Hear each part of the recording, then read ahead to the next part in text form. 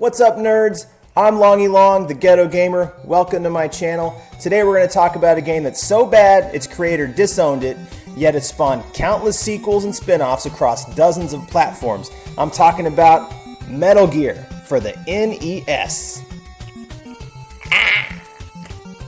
In 1987, game designer Hideo Kojima was given charge of a partially finished top-down run-and-gun game for the MSX2 home computer, but he was unimpressed by the MSX's hardware limitations in rendering multiple bullets and enemies on screen simultaneously.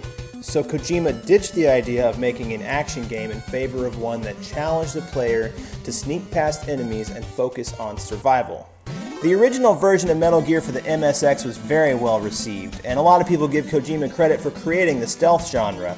However, when it came time to port it to the NES, Konami gave their team Ultra only about 3 months to complete the port and told them to make the new game as different as possible from the original. It was all done without Kojima's permission or knowledge, so the version that we have now is kind of an official bootleg, and it doesn't live up to the MSX version. I'm not going to vent about it or complain because I think it does have redeeming qualities, but it's a frustrating game with clunky controls, and it's definitely going in the pile of games I'll never beat. So anyway, there's your history lesson. Now let's play Metal Gear. There are games out there with no depth or innovation at all, but they're fun to play. And then there are innovative games with depth that you really wish were fun to play. I feel like that pretty well describes Metal Gear. There are lots of weapons, interesting gadgets, sprawling maps, hours of playtime, and a plot that's at least interesting enough to spawn 30 years worth of sequels, prequels, and spin-offs.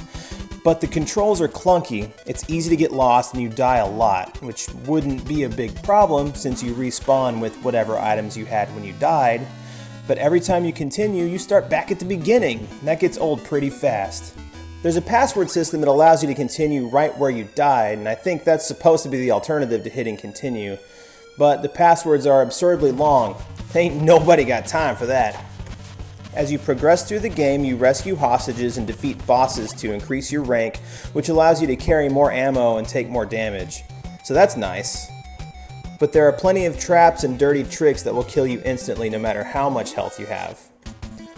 Overall, it's hard to recommend Metal Gear on gameplay alone because it is so tedious and the controls are so clunky, but there's something about this game that keeps me coming back for more, and it really was groundbreaking back in the day. It's still one of the more ambitious NES games with hours of gameplay and such huge maps to find and so much to explore. So as a ghetto gamer, the real question always comes down to, is it worth the price? Right now, Metal Gear goes on eBay for about 10 bucks. Is it worth 10 bucks? I think $10 is a good price for most NES cartridges, let alone one as iconic as this. If you're a fan of the series, it's worth getting just to see where it all started. If you're a fan on the NES, it's worth having in your library. $10, I would get it. Just grab it. And get the sequel while you're at it. Let me know how it is.